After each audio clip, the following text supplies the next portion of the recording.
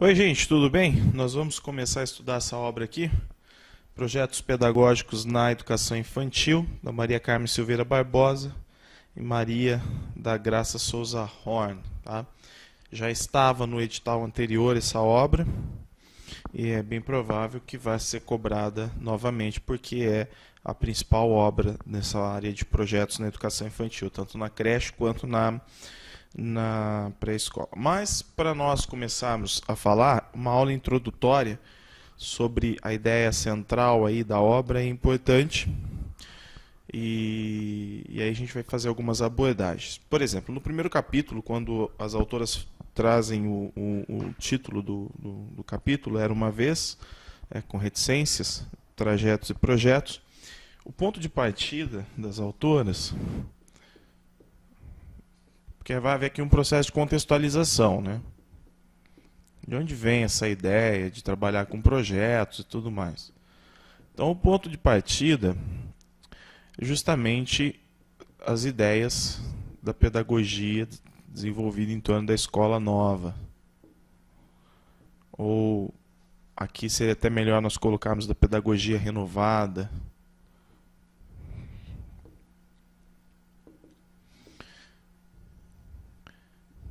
Óbvio que se você for na gênese mesmo da educação por projetos, alguns autores vão aparecer isoladamente, tá? Como, por exemplo, Celestin Freinet, né? Seria um deles. Mas nós não vamos fazer isso porque é melhor a gente fazer um estudo com base no que a obra realmente nos traz. Então, nesse ponto de partida, a pedagogia da escola nova, no Brasil foi chamada de escola nova, mas da pedagogia renovada, a gente vai ver aqui uma crítica à educação tradicional, né? Que a gente sempre, todos os autores trabalham isso. Crítica à educação tradicional.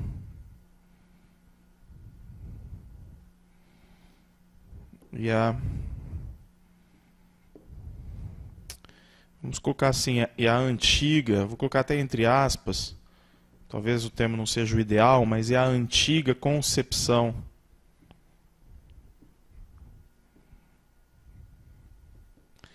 de educação,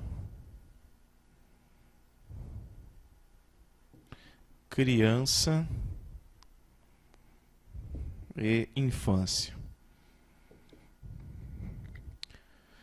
Então, tudo aquilo que nós já vimos, né? Crítica de que forma? Estudo muito baseado na transmissão de conhecimentos, na memorização, trata o aluno como sujeito passivo nesse processo, o professor é autoridade, centraliza todo o processo educativo nele, trabalha apenas conhecimentos enciclopédicos, tudo aquilo que a gente já estuda em outras aulas sobre a educação tradicional, não é?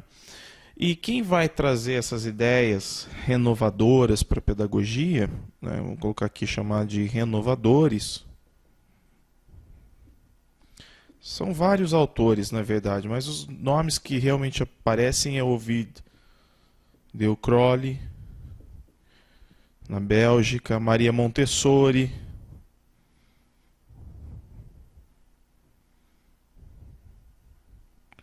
o próprio John Dewey, nos Estados Unidos. E no Brasil, aí você anota aí, não vai caber.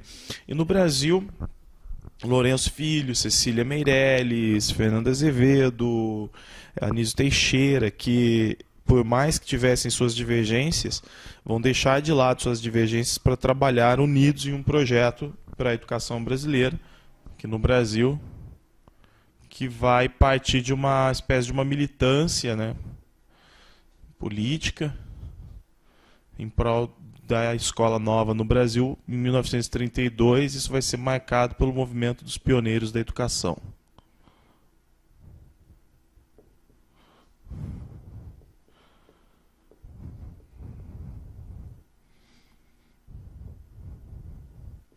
Então, aqui por enquanto contexto histórico, né, para nós entendermos o porquê. E o que essa pedagogia renovadora, né, o que essa pedagogia renovada nos traz de fundamentos aqui, basicamente, para que ela se diferencie da escola tradicional, né?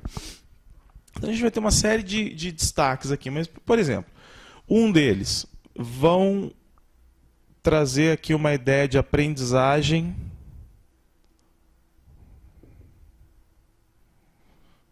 mais significativa para o aluno. Essa aprendizagem mais significativa para o aluno, ela depende do quê? De uma atenção aos interesses, necessidades e contexto dos alunos. Uma outra coisa que marca as ideias da pedagogia renovada, uma outra coisa que marca aqui é a participação do aluno.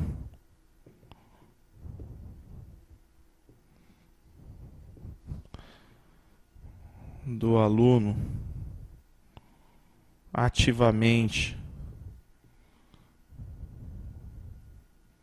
no seu próprio processo de aprendizagem.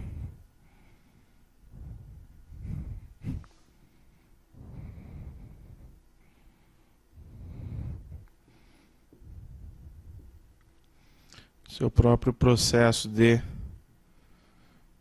aprendizagem. Outra coisa que vai aparecer é uma reestruturação da escola, do espaço escolar e das salas de aula.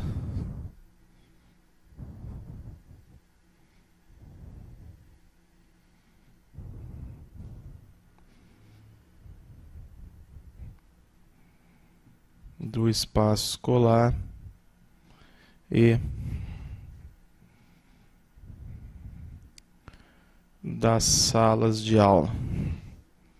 E aí, também temos a metodologia dos projetos, ou então a pedagogia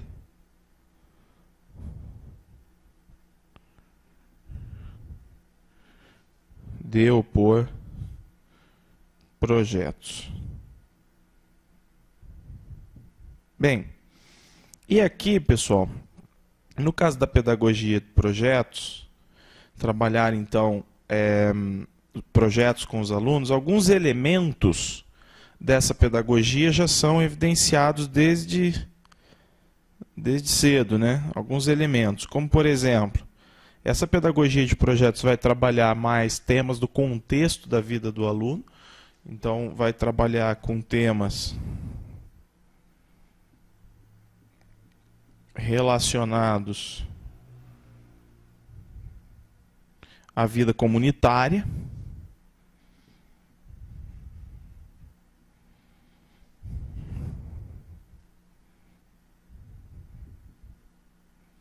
temas relacionados à vida comunitária, e vai trabalhar, obviamente, com a problematização de situações em torno desses temas que possam resolver problemas que existem nessa comunidade.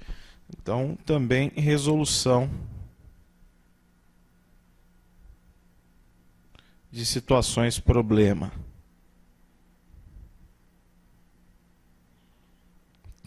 Que fazem parte dessa vida comunitária.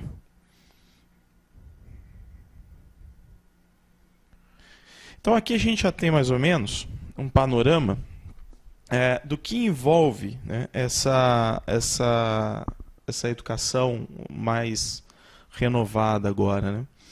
E quando a gente analisa esses básicos elementos aqui que eu estou trazendo, você já consegue perceber o quê? Que a função da escola muda também.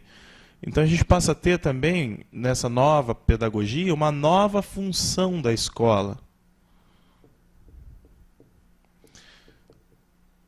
Na educação tradicional, a função da escola era transmitir conhecimento para o aluno, reproduzir o conhecimento para o aluno e fazê-lo memorizar para que ele pudesse, então, ter acesso ao conhecimento e poder utilizar esse conhecimento também reproduzindo na vida adulta, em sociedade. Mas agora não. Agora a escola tem a função de auxiliar o desenvolvimento da criança por meio da pesquisa, por meio do debate, né? Ou seja, é uma nova função, e até mesmo por meio da solução de problemas. Então a nova função da escola é auxiliar a criança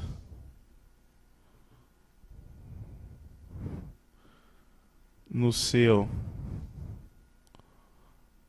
desenvolvimento integral, porque não se trata só de desenvolvimento cognitivo, não é? Como nós temos visto, o seu desenvolvimento integral por meio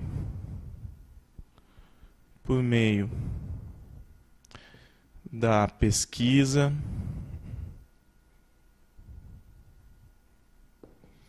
do debate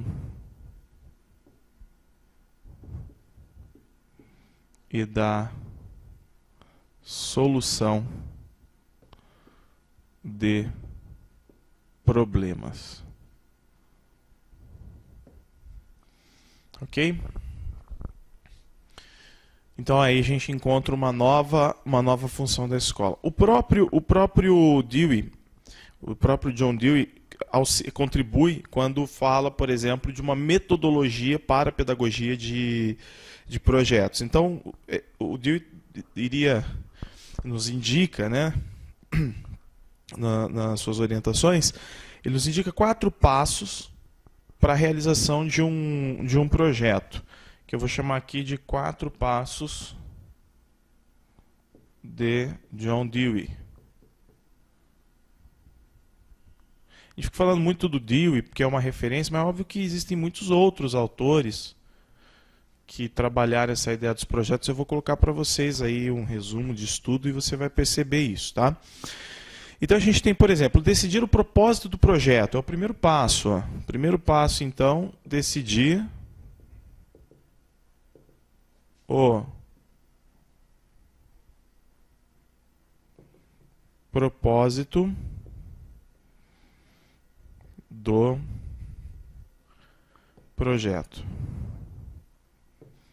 Decidir o propósito do projeto. Esse aqui é o primeiro passo. E essa questão de decidir o propósito do projeto está muito relacionado à pergunta, né? Por que eu quero fazer esse projeto? Qual é a relevância desse projeto para o meu aluno, para a realidade dele, não é?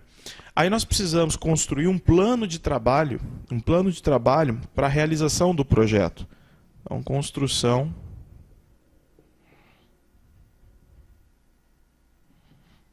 de um plano de trabalho para a realização do projeto.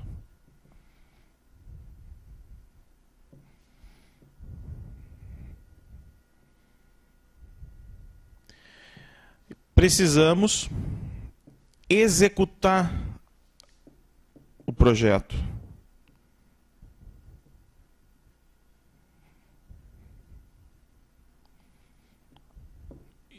E julgar o que foi executado.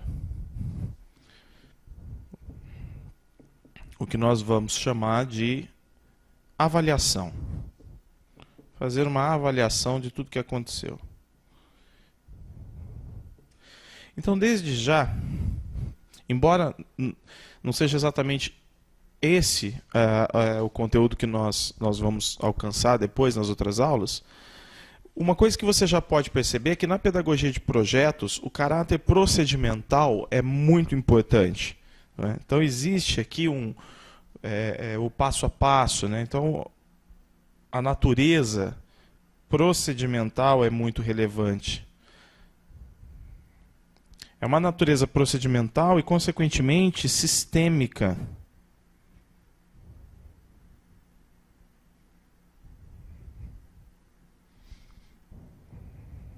Natureza procedimental e sistêmica.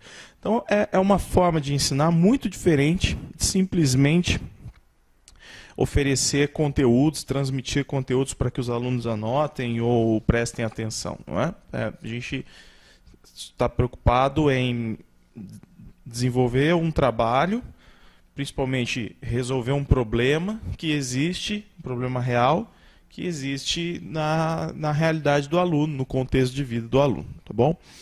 Agora, uma pergunta interessante que as autoras trazem é o seguinte: mas por que voltar a falar de projetos 100 anos depois?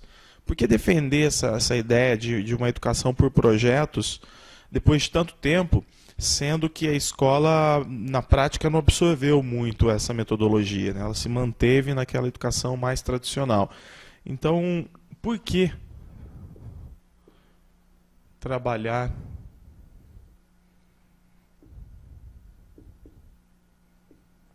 com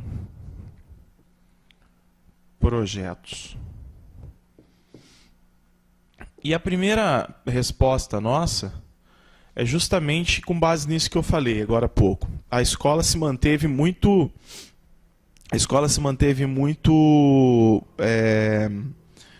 muito tradicional. Então, durante todo o século XX, a escola executou as propostas educacionais do século XIX. Então, esse é um porquê. Então, o primeiro porquê, porque a escola do século XX se manteve tradicional. E aqui a gente pode analisar, dizer o seguinte, que ela se manteve inerte diante de todas as mudanças sociais, de todas as concepções de educação, as teorias de aprendizagem que surgiram. A escola se manteve inerte diante de tudo isso, então a gente tem que dar um basta nessa inércia da escola, né? Desenvolver então essa pedagogia de projetos. Depois, porque existe uma crise da escola hoje. Hoje nós falamos de uma crise da escola. E essa crise da escola afeta a aprendizagem. Não é só no Brasil não, pessoal. Em outros lugares do mundo, até mesmo na França, na Alemanha, na Inglaterra, nos Estados Unidos, a escola, as pessoas, os jovens, passam pela escola, mas aprendem muito pouco, apesar do ensino ser obrigatório. A crise da escola está muito relacionada a uma aprendizagem pouco significativa. Então, o que ela ensina tem um significado muito irrelevante para o aluno. Então, a aprendizagem pouco significativa. E aí os alunos vão achar a escola chata, vão preferir se envolver com temas e com atividades que estão fora da escola, não vão se comprometer com os estudos, porque não veem nada de interessante naquilo que aprendem na escola. Então é preciso dar mais sentido para os processos de aprendizagem, para os conteúdos que são estudados na escola, não é? Depois a gente tem uma nova sociedade. Se eu tenho uma nova sociedade, eu tenho que ter uma nova forma de educar as novas gerações. Então, como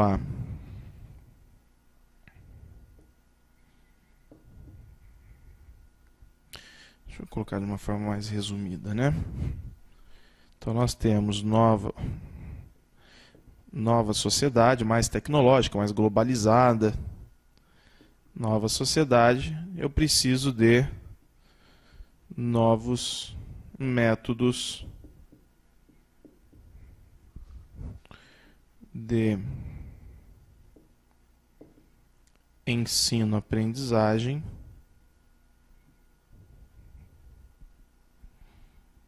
novos conteúdos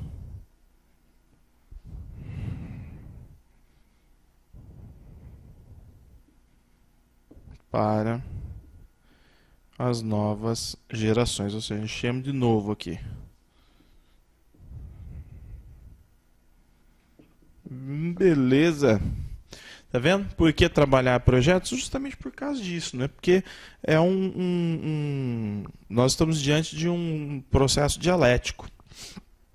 E dentro de um processo dialético, a necessidade de superar, então, vencer esse velho paradigma e nós criarmos novas concepções de educação, novos processos educacionais para formar, então, novas gerações. Só que a autora continua, ela vai também trazer mais mais razões para que os projetos sejam trabalhados. E uma delas, que é muito interessante, é quando as autoras analisam a questão da ciência, da produção do conhecimento hoje. Hoje, na verdade, no século XX, mas no século XXI isso é ainda mais relevante. Então, o que seria esse novo argumento delas? Os novos paradigmas da ciência. Então, um outro fundamento seriam os novos paradigmas da ciência. Vinícius, como assim novos paradigmas? Bem, principalmente o racionalismo científico do século XVI, XVII, muito baseado nos ensinamentos aí do Descartes, né? Do René Descartes, depois o próprio iluminismo, são correntes que tratam a ciência de uma forma muito objetiva e que sempre buscam uma verdade. Então a ideia é encontrar uma determinada verdade que se torne absoluta. Um gabarito para a vida, vamos dizer assim. E obviamente que a gente, com base nisso, querendo encontrar aí um gabarito para a vida, para tudo, para todas as coisas, né, uma resposta única, uma verdade absoluta para todas as coisas, a gente vai investigar a fundo cada área do conhecimento e vamos dividir essas áreas do conhecimento em disciplinas. Então, o velho paradigma é o estudo das ciências por meio das disciplinas, das áreas específicas do conhecimento. Mas agora a gente está tendo o desafio de deixar, né, de quebrar esse paradigma, de deixar para trás um sistema disciplinar e trabalhar mais com um sistema interdisciplinar e até mesmo, nas palavras de Edgar Morin, né, transdisciplinar. Então, esse desafio que nós temos, né, que seria de superar o paradigma disciplinar.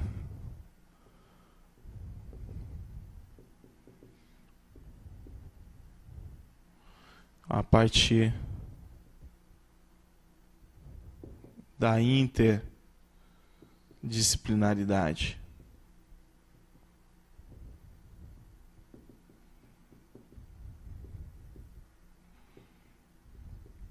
Ainda, repetindo o que eu acabei de falar, superar a ideia de verdade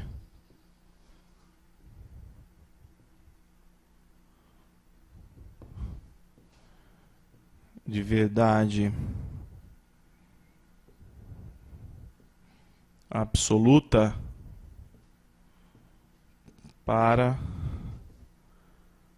conviver com as incertezas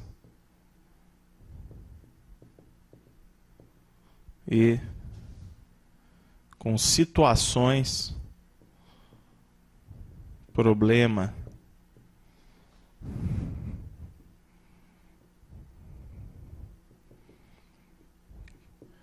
então novos paradigmas da ciência, né? Conviver com as incertezas, buscar resolver os problemas que nós mesmos, nós seres humanos, criamos. Como que a gente vai resolver esses problemas complexos? Terrorismo, impactos ambientais, problemas de saúde, violência, crises econômicas, pobreza. Como nós vamos resolver isso a partir de um sistema disciplinar? Não é mais possível. É necessário que o conhecimento seja realmente difuso, mas que principalmente ele esteja totalmente associado. Nós precisamos, então, fazer com que todas as disciplinas sejam convergentes para um conhecimento único, para um conhecimento mais complexo, mais completo também, né? Então, as disciplinas precisam entrar em conexão. E quando elas entram em conexão, nós passamos de um sistema disciplinar para um interdisciplinar. E por que isso? Para que o aluno que eu estou ensinando aprenda, de fato, possa compreender a realidade de fato, porque a realidade é complexa, então é preciso agregar muito conhecimento, unir, conectar muitas disciplinas, muitas áreas do conhecimento para ter uma visão menos equivocada da realidade. É isso que nós estamos de fato buscando, não é? Uma outra coisa, um outro fundamento, por que trabalhar com projetos? Por causa da nova concepção de aprendizagem.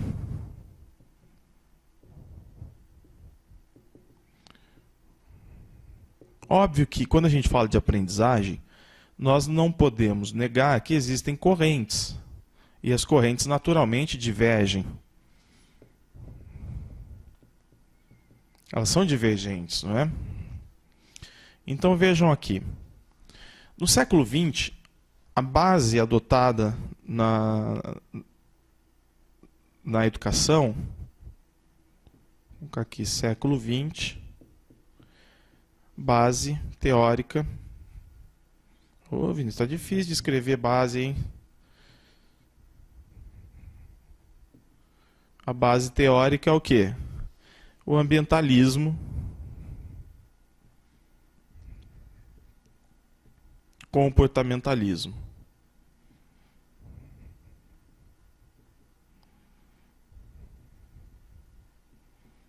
Ambientalismo, comportamentalismo, não é? Ou seja, a base teórica desenvolvida, por exemplo, por Skinner e Pavlov, que nós também chamamos de behaviorismo. O behaviorismo vai trabalhar com os estímulos positivos. O que aumenta, né, para os behavioristas, o que aumenta a possibilidade de repetição de um comportamento é o reforço positivo nas aprendizagens. Então, eu dou um reforço positivo e para buscar aquele, né, aquela conquista, vamos dizer assim, o aluno ele vai buscar uma adaptação ao meio ou à atividade e isso vai gerar aprendizagem. Inclusive, um dos ensinamentos dos behavioristas é, por mais que a biologia contribuísse no desenvolvimento dos sujeitos, é da adaptação ao ambiente que emergem os novos procedimentos, né? Então, vamos colocar aqui num tempo correto. Por mais que a biologia contribua no desenvolvimento dos sujeitos, é da adaptação ao ambiente que emergem os novos procedimentos. Então veja que o pai, por exemplo, que quer que o filho seja mais responsável em casa, ele dá prêmios, né? Ele dá presentes, o professor ele atribui valor à tarefa, à nota, para que a criança se adapte ao meio e passe a realizar aquelas funções que são desejadas para o seu desenvolvimento, não é? Só que nós, de certa forma, se a gente for ver hoje a corrente educacional, principalmente no Brasil, na Espanha, na Itália, nós ultrapassamos isso aqui, né? A gente hoje está mais focado nos processos de aprendizagem com base no interacionismo, ou sócio-interacionismo, e no sócio-construtivismo.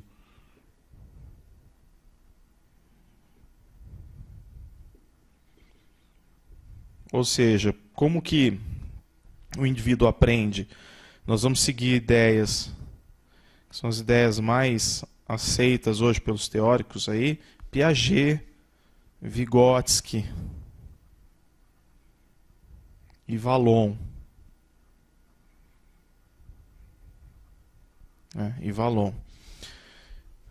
Henri Vallon. Então, qual é a ideia? A ideia é de que quando as pessoas interagem e quando o indivíduo interage com o meio físico, ele aprende. As interações levam às aprendizagens, por processos de mediação. E aprender é produzir cultura. Então, com base nessa ideia do interacionismo, do sócio-construtivismo, do construtivismo, aprender é produzir cultura. Somos concebidos como sujeitos históricos, né, que estamos sempre nos desenvolvendo, adquirindo e produzindo cultura. Então, aprender é produzir cultura. E nós aprendemos num sistema simbólico. Todas as interações ocorrem em um sistema social e simbólico, né, em que as coisas têm nomes, têm significados, e nós nos apropriamos desses nomes e desses significados, né? Então, com base nisso, em aprender a produzir cultura, a gente passa a defender uma corrente culturalista. Óbvio que eu estou falando aqui em nome da doutrina educacional hoje, que é muito mais interacionista do que behaviorista, tá? E também é óbvio que eu não estou descartando todos os ensinamentos do behaviorismo, porque tem muita coisa que é muito interessante, como, por exemplo, essa ideia dos estímulos positivos. Bem, a questão é que, com base no culturalismo, nessa ideia culturalista e construtivista, o adulto, as pessoas da comunidade são muito importantes para a aprendizagem das novas gerações, porque a aprendizagem ocorre por processos de mediação. E isso você já deve ter visto aí nas aulas que eu deixei sobre Piaget, sobre Vygotsky e em outros comentários, né? Então é só para reforçar. A autora traz para a gente o seguinte: os princípios estruturais específicos de um domínio. Olha que interessante, os princípios estruturais específicos de um domínio requerem ambientes adequados, culturalmente organizados, para poderem emergir e desenvolver-se. Assim, a aprendizagem somente acontece quando se vive em um contexto organizado para sua emergência. Então a aprendizagem, como que é? Isso aqui é um princípio para nós, não é? A aprendizagem requer um contexto organizado, ou depende de uma situação organizada. Então essa organização é importante para que haja aprendizagem.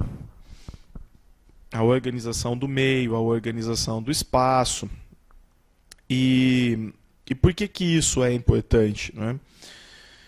Porque se nós formos analisar hoje o que é aprendizagem, diferentemente da forma como se concebia a aprendizagem numa educação tradicional, que era simplesmente desenvolver o indivíduo cognitivamente, hoje a aprendizagem significa desenvolvimento corporal, desenvolvimento sensorial, desenvolvimento cognitivo, desenvolvimento social, desenvolvimento afetivo, não é?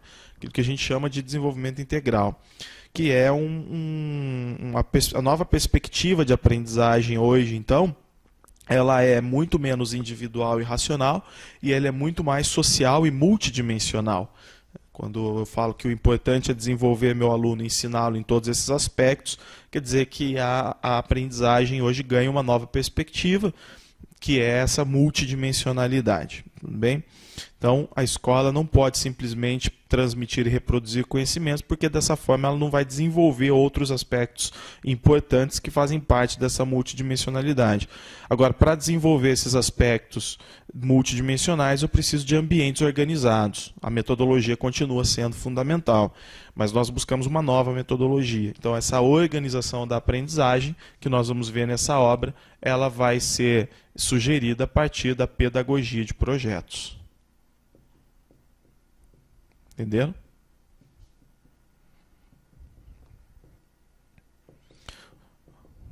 A realização, a execução do processo, do projeto, está diretamente relacionado com esse aspecto organizacional para que a aprendizagem ocorra. Então nós vamos seguir o quê? Nós vamos seguir uma perspectiva interacionista e socioconstrutivista da aprendizagem.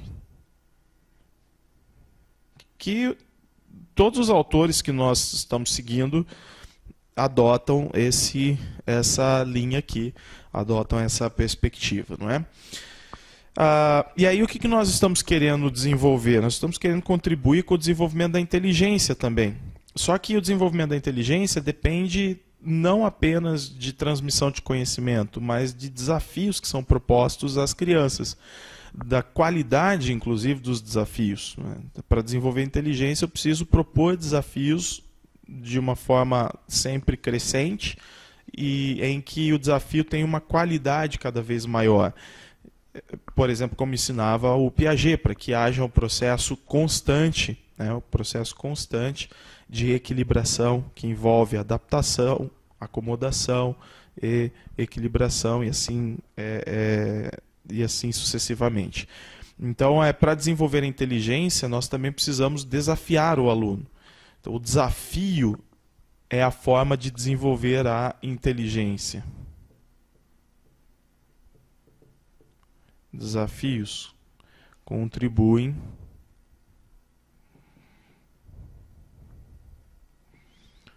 com o desenvolvimento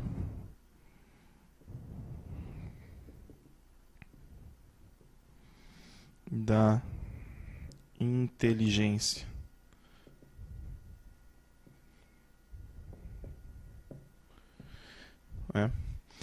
Bem, e os desafios não dizem respeito à quantidade, mas à qualidade. É aquilo que eu sempre falo nas aulas. Por exemplo, um professor de ensino fundamental, de matemática, ele tem que perceber que não adianta ele ficar dando lá 50 exercícios para o aluno resolver. Ele tem que dar 1, 2, depois mudar o grau de dificuldade, depois muda o grau de dificuldade. E assim o aluno vai criando novos esquemas mentais para superar, para resolver essas situações, problemas, esses desafios que são propostos, né?